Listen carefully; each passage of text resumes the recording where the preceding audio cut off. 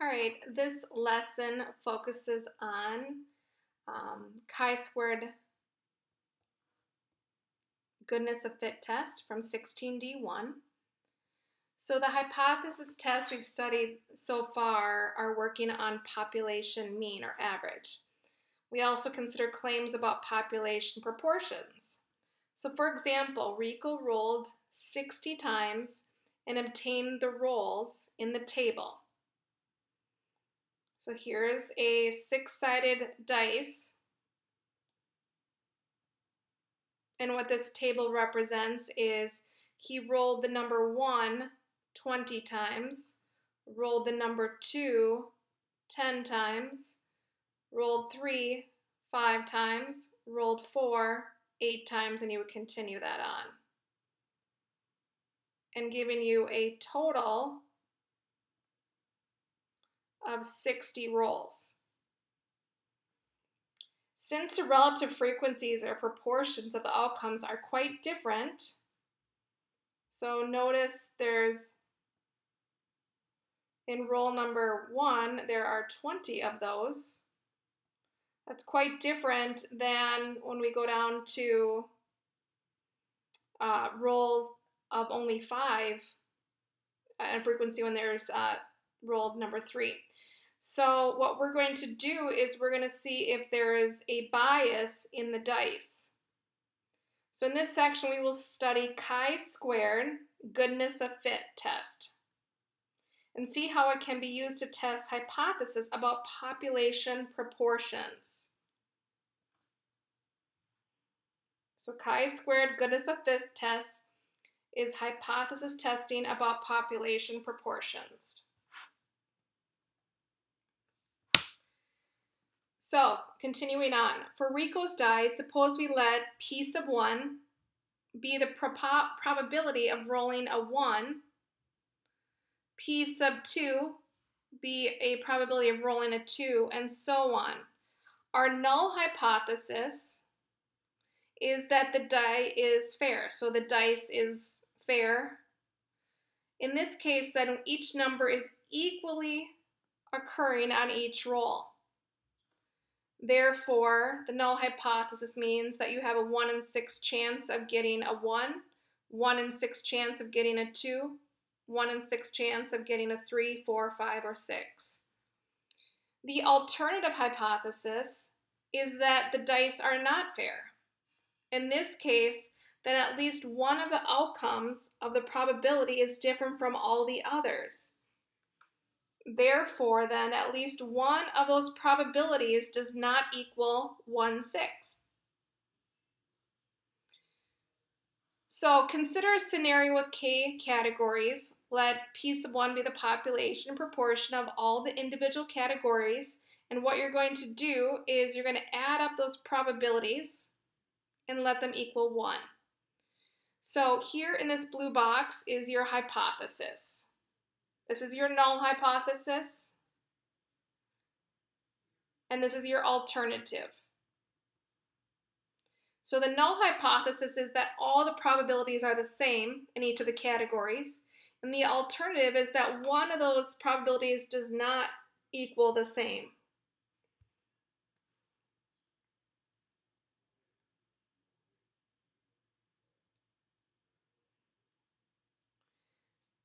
So we will be doing the test statistic in our study of probability.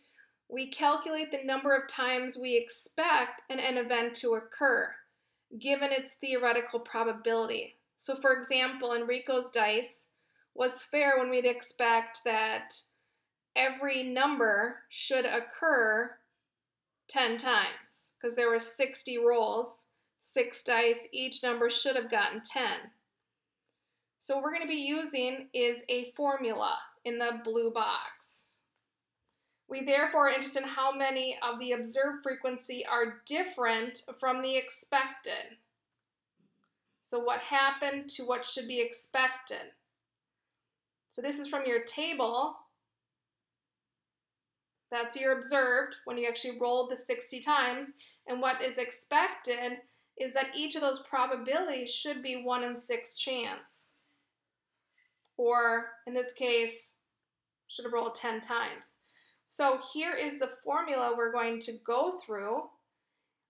So the chi-squared calculation is the observed minus the expected squared divided by the expected, and you add those up.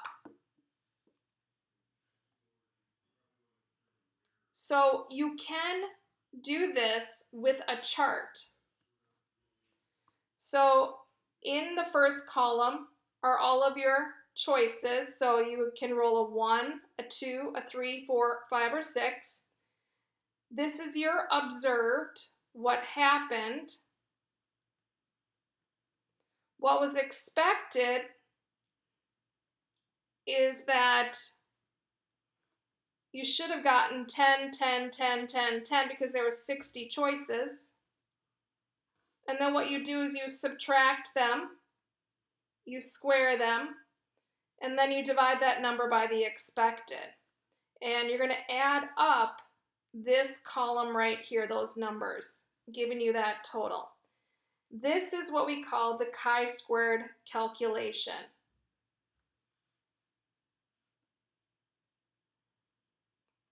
The p-value. In order to make a decision on whether or not to reject that null hypothesis based on your calculation, we need to calculate the p-value.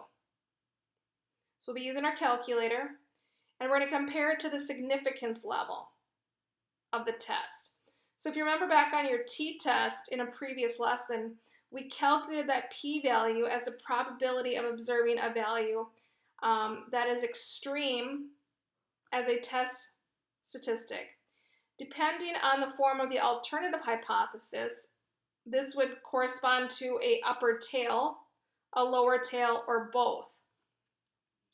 In the goodness of fit test, the null hypothesis was not true, and then the difference between the observed frequencies and the expected would be large. Hence, the value of chi-squared calculation, which we just found, would also be large. So therefore, the chi-squared goodness of fit test. So your p-value in this blue box is your probability of your observing a value greater than your chi-squared. So this we just calculated using the formula. So that is from right here. This is your chi-squared in the box. So 13.8.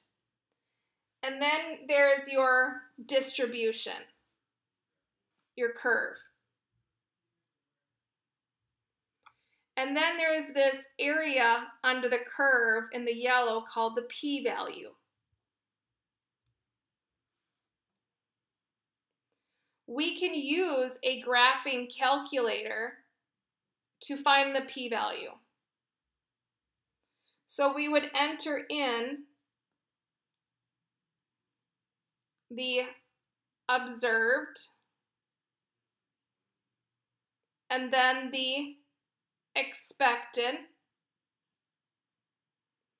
and we would choose the goodness of fit test,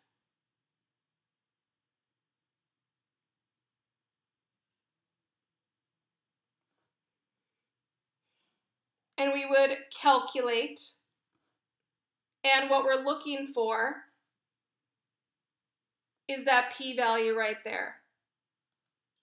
And that p-value is 0.0169. So for a test of a null hypothesis, if we base it off 5% significance level, this evidence would mean to reject the null hypothesis and accept the alternative. Therefore, we conclude that there is a bias in that dice.